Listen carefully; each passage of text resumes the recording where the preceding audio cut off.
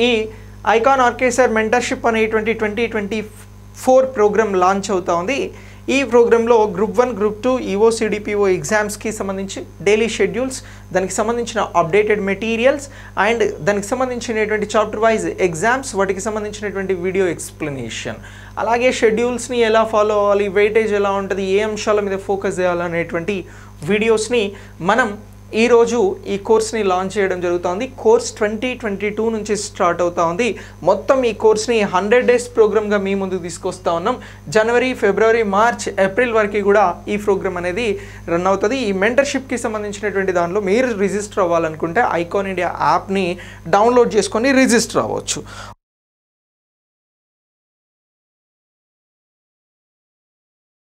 Economic forum మీద questions వస్తాయా sir అని అంటే 100% వస్తాయి. వరల్డ్ ఎకనామిక్ ఫోరం 2024 అని అంటున్నాం.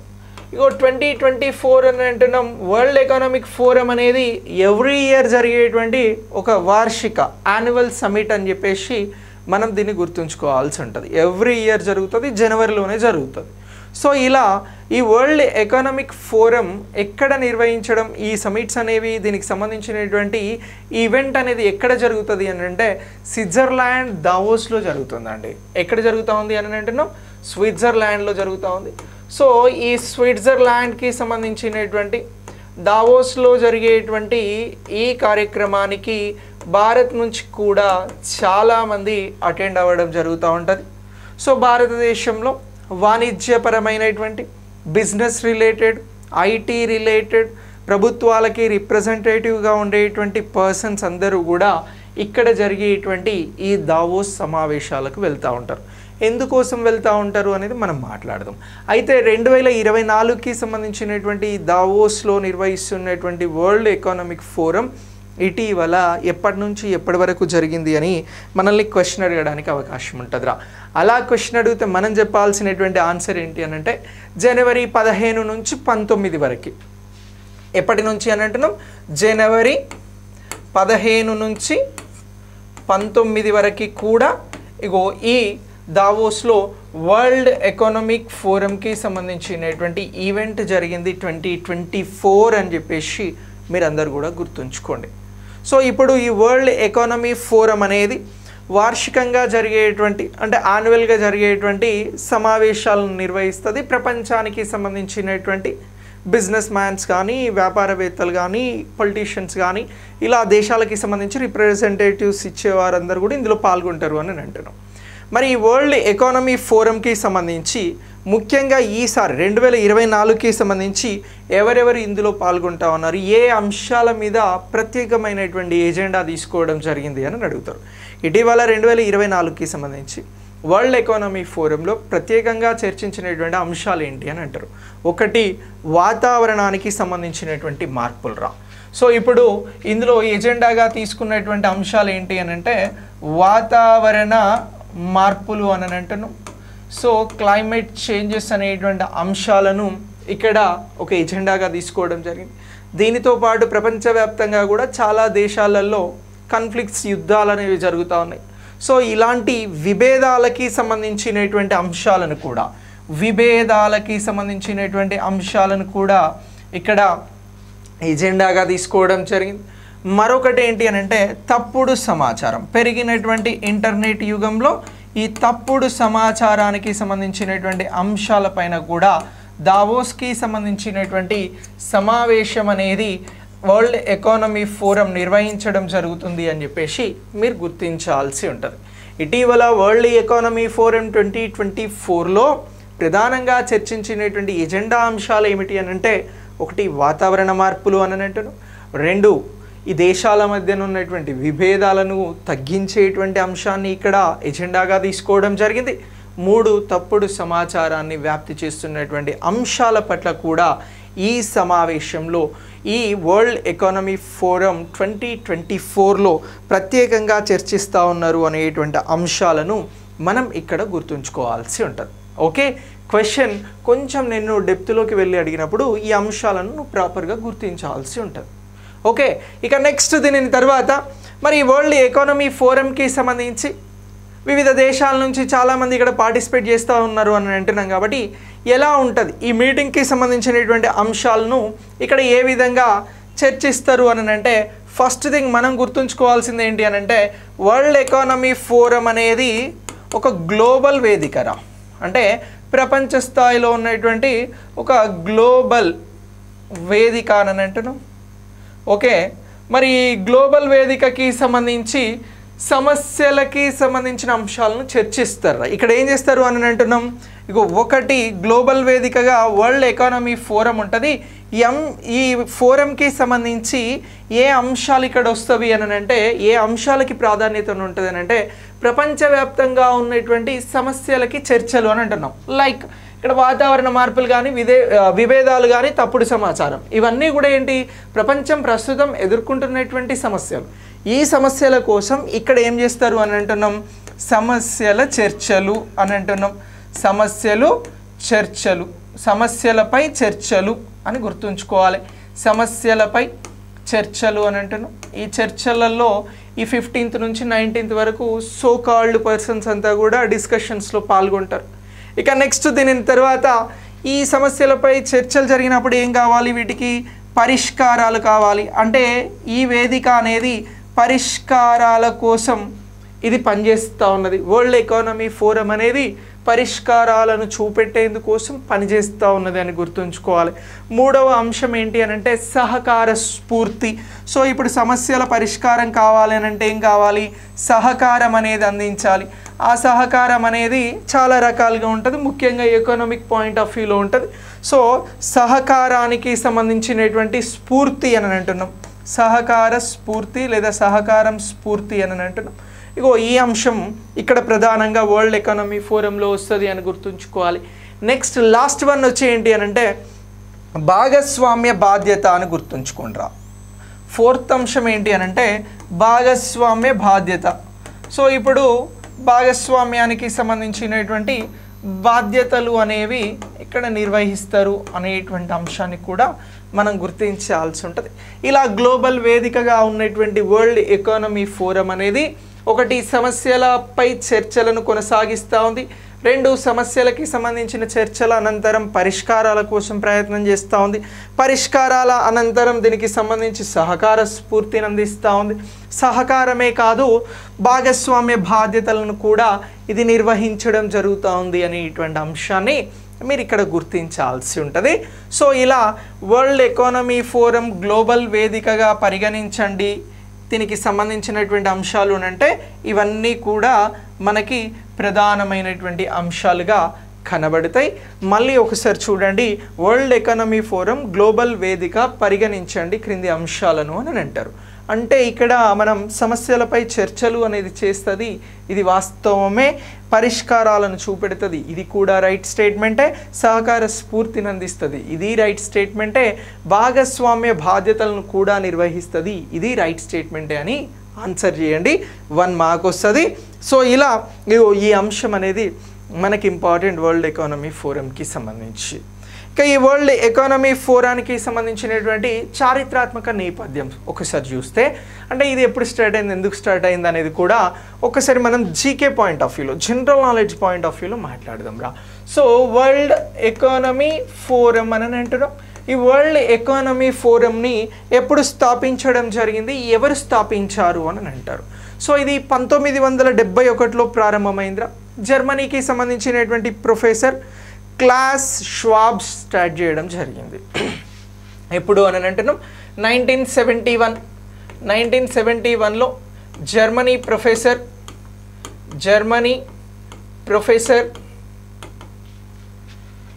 ఎవరు అని అంటున్నాం, క్లాస్ ష్వాబ్ గారు ప్రారంభించడం జరిగింది. వరల్డ్ ఎకానమీ ఫోరంని అని అంటున్నారు, స్థాపించారు అని అంటున్నాం. ఎప్పుడు స్థాపించారు, 1971లో. ఎవరు అని అంటే జర్మనీకి సంబంధించినటువంటి ప్రొఫెసర్ క్లాస్ ష్వాబ్ గారు దీనిని ప్రారంభించారు అని చెప్పేసి మీరు గుర్తించాల్సి ఉంటుందిరా. సో దీనిని ప్రారంభించినప్పుడు ఏ భావన, ఏ కాన్సెప్ట్తో ప్రారంభించడం జరిగింది అని అడుగుతారు. సో దీన్ని క్లాస్ గారు ప్రారంభించినప్పుడు స్టేక్ హోల్డర్ క్యాపిటలిజం అనేటువంటి కాన్సెప్ట్తో దీన్ని తీసుకురావడం జరిగిందిరా. ఏమని అంటున్నాం? Stake holder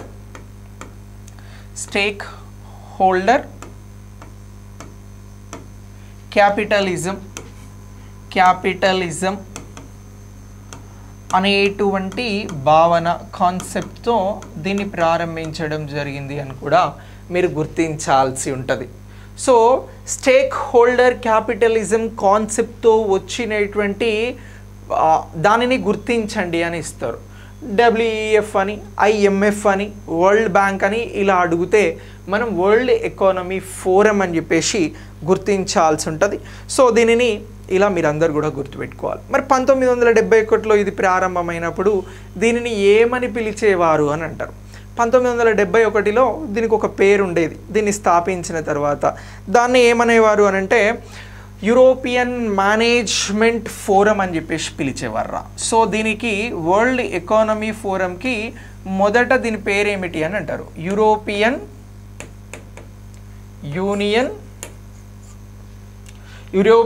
union management forum రా. యూరోపియన్ మేనేజ్మెంట్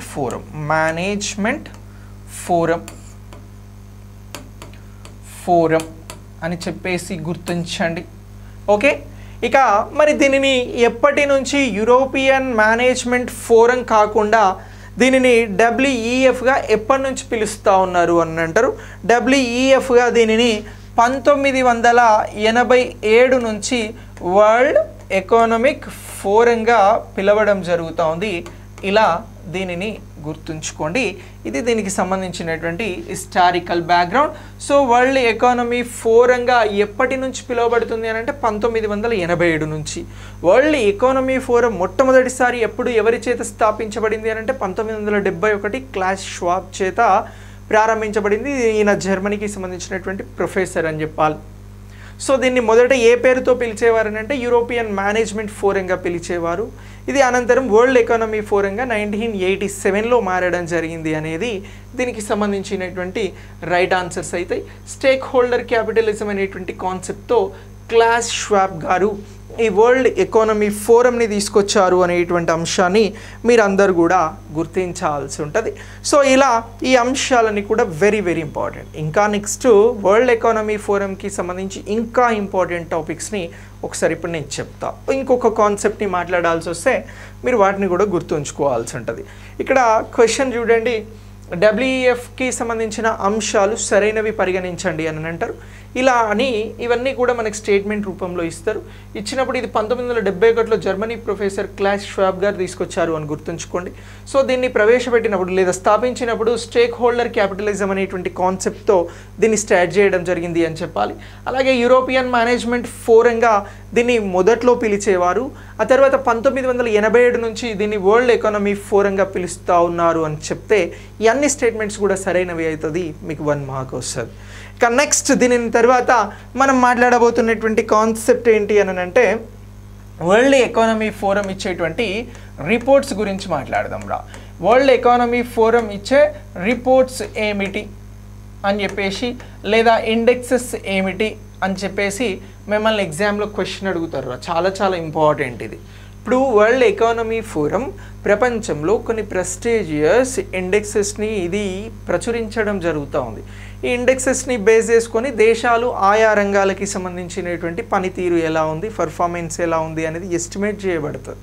సో అంటే ఒక పోటీతత్వాన్ని పెంచడానికి వరల్డ్ ఎకానమీ ఫోరం అనేది ప్రయత్నం చేస్తుంది. ఇప్పుడు ఇదంతా పక్కన పెడితే మనకు వరల్డ్ ఎకానమీ ఫోరం ఇచ్చేటువంటి రిపోర్ట్స్ లేదా ఇండెక్సెస్ని గుర్తించండి అని క్వశ్చన్ ఇస్తారు. సో అలా క్వశ్చన్ ఇచ్చినప్పుడు మనం ఆన్సర్ అనేది ప్రాపర్గా చేయకపోతే మార్కు పోతుంది. సో అలా ప్రాపర్గా ఆన్సర్ చేసేలాగా వరల్డ్ ఎకానమీ ఫోరం ఇచ్చేటువంటి రిపోర్ట్స్ని లేదా నివేదికలను గుర్తించండి అని అంటారు. సో అలా అడిగితే ఫస్ట్ మనం చెప్పాల్సింది ఏంటి అని అంటే ఒకటో రిపోర్ట్ వచ్చి ఏంటి అని అంటే ఎనర్జీ ట్రాన్సిషన్ ఇండెక్స్ని ఇదే ఇవ్వడం జరుగుతూ ఉందిరా. ఏది అని అంటున్నాం? ఎనర్జీ ట్రాన్సిషన్ ఇండెక్స్ని ఎవరు ప్రచురిస్తారు అని అంటారు? వరల్డ్ ఎకానమీ ఫోరం అనేది ఈ ఎనర్జీ ట్రాన్సిషన్ ఇండెక్స్ని ఇవ్వడం జరుగుతూ ఉంది అనేటువంటి అంశాన్ని మీరు ఎగ్జామినేషన్ పాయింట్ ఆఫ్ వ్యూలో గుర్తుంచుకోండి. ఇక రెండవది ఏంటి అని అంటే గ్లోబల్ కాంపిటేటివ్నెస్ రిపోర్ట్ అనేది కూడా ఇదే ఇవ్వడం జరుగుతూ ఉందిరా. ఏది అని అంటున్నాం, రెండవది గ్లోబల్ కాంపిటేటివ్నెస్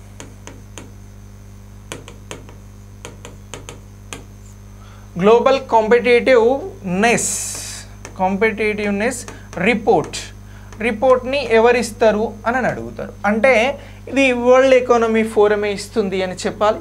అలాగే గ్లోబల్ ఐటీ రిపోర్ట్ రా.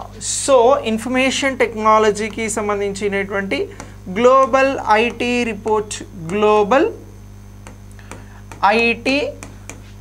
రిపోర్ట్ని కూడా ఎవరిస్తున్నారు అని అంటే ఈ రిపోర్ట్ని కూడా WEF వరల్డ్ ఎకానమీ ఫోరమే అందించడం జరుగుతూ ఉంది, ఇదే విడుదల చేస్తూ ఉంది అని గుర్తుంచుకోవాలి.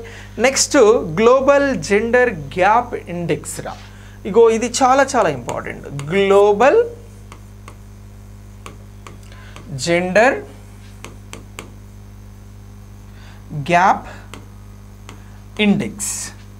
ఇండెక్స్ ఇగో దీనిని కూడా ఎవరిస్తున్నారు అని అంటే వరల్డ్ ఎకానమీ ఫోరమే ఇవ్వడం జరుగుతుంది అని చెప్పాల్సి ఉంటుంది. ఇక నెక్స్ట్ గ్లోబల్ రిస్క్ రిపోర్ట్ ఎవరిస్తారు అని అడుగుతారు. గ్లోబల్ రిస్క్ రిపోర్ట్ అని అంటున్నాం. సో గ్లోబల్ రిస్క్ రిపోర్ట్స్ ఇచ్చేది కూడా వరల్డ్ ఎకానమీ ఫోరమే అని గుర్తుంచుకోవాలి. ఇక global travel and tourism report ఏది అని అంటున్నాం, ఆరు global travel and tourism reports ఎవరిస్తారు అని అంటారు. సో ఈ రిపోర్ట్ కూడా వరల్డ్ ఎకానమీ ఫోరమే అందించడం జరుగుతూ ఉంది అని చెప్పండి. సో వీటి మీద బిట్ వస్తుంది, పక్కా బిట్ వస్తుంది. సో వరల్డ్ ఎకానమీ ఫోరం ఇచ్చేటువంటి రిపోర్ట్స్ని గుర్తించండి అని అంటారు. వరల్డ్ ఎకనామిక్ ఫోరం ఇచ్చేటువంటి రిపోర్ట్స్ని గుర్తించండి అని అంటే మీరు చెప్పాల్సినది ఎనర్జీ ట్రాన్సిషన్ ఇండెక్స్ను WEF ఇస్తుంది, గ్లోబల్ కాంపిటేటివ్నెస్ రిపోర్ట్ని WEF ఇస్తుంది, గ్లోబల్ ఐటీ రిపోర్ట్ని WEF ఇస్తుంది, గ్లోబల్ జెండర్ గ్యాప్ ఇండెక్స్ని ప్రచురించేది కూడా WEF, గ్లోబల్ రిస్క్ రిపోర్ట్ని ప్రచురించేది WEF, ఇక గ్లోబల్ ట్రావెల్ అండ్ టూరిజం రిపోర్ట్ని కూడా ప్రచురించేది వరల్డ్ ఎకనామిక్ ఫోరమే. సో వరల్డ్ ఎకనామిక్ ఫోరం అనేది ఇగో ఇలా ఈ రిపోర్ట్స్ అన్నింటినీ ఈ ఇండెక్సెస్ అన్నింటినీ కూడా రిలీజ్ చేయడం జరుగుతూ ఉంది. ఇలా గుర్తుంచుకోండి, 1 మార్క్ వస్తుంది. ఓకే, సో ఇలా ఈ మొత్తం అంశాలన్నీ కూడా మనకి ఎగ్జామినేషన్ పాయింట్ ఆఫ్ వ్యూలో చాలా చాలా చాలా ఇంపార్టెంట్. ఇది వరల్డ్ ఎకనామిక్ ఫోరంకి సంబంధించి గుర్తుంచుకోవాల్సినటువంటి ముఖ్యమైన అంశాలు. సరే, ఇవన్నీ అడగలే. వరల్డ్ ఎకనామిక్ ఫోరం థీమ్ ఏమిటి అని అడిగిండ్రా. థీమ్ ఏమిటి అని అడిగిండు. చాలా చాలా సింపుల్ థీమ్ ఇవ్వడం జరిగింది. వరల్డ్ ఎకనామిక్ ఫోరం 2024కి సంబంధించినటువంటి థీమ్ రీబిల్డింగ్ ట్రస్ట్ రా. సో ఇప్పుడు వరల్డ్ ఎకనామిక్ ఫోరంకి సంబంధించినటువంటి థీమ్ అని అంటున్నాం రా. ఇగో థీమ్ ఆఫ్ WEF 2024 ఏమిటి అని అడుగుతారు. ఇలా అడిగారనుకోండి, మీరు చెప్పాల్సినటువంటి ఆన్సర్ రీబిల్డింగ్ ట్రస్ట్ అని అంటున్నాం. ఏమంటున్నాం? రీబిల్డింగ్ ట్రస్ట్ అనేటువంటిది థీమ్గా తీసుకోవడం జరిగింది అని చెప్పండి. సో ఇలా సింపుల్గా క్వశ్చన్ అడిగితే రీబిల్డింగ్ ట్రస్ట్. ఓకే, ఇది 2024 వరల్డ్ ఎకనామీ ఫోరం థీమ్ లేదా ఇతివృత్తం. ఓకే, సో ఇలా ఈ అంశాన్ని గుర్తుంచుకుంటే మీకు 1 మార్క్ వస్తుంది. సో ఇది మనం వరల్డ్ ఎకానమీ ఫోరంకి చాలా ఇన్ డీటెయిల్డ్గా అందిస్తున్నటువంటి సమాచారం మన ఎగ్జామినేషన్ పాయింట్ ఆఫ్ వ్యూలో. ఎవరు స్థాపించిర్రు అనేటువంటి అంశాన్ని చారిత్రాత్మక నేపథ్యంలో మాట్లాడిన, WEFకి సంబంధించి 2024 ప్రస్తుత అంశాలు మాట్లాడినాం, WEFకి సంబంధించినటువంటి కీలకమైనటువంటి రిపోర్ట్స్ అండ్ ఇండెక్సెస్ గురించి మాట్లాడినాం. ఇవన్నీ కూడా ఎగ్జామినేషన్ పాయింట్ ఆఫ్ వ్యూలో మీకు 1 మార్క్ని ఇచ్చేటువంటి అంశాలుగా మీరందరూ కూడా బాగా గుర్తించాల్సి ఉంటుందిరా.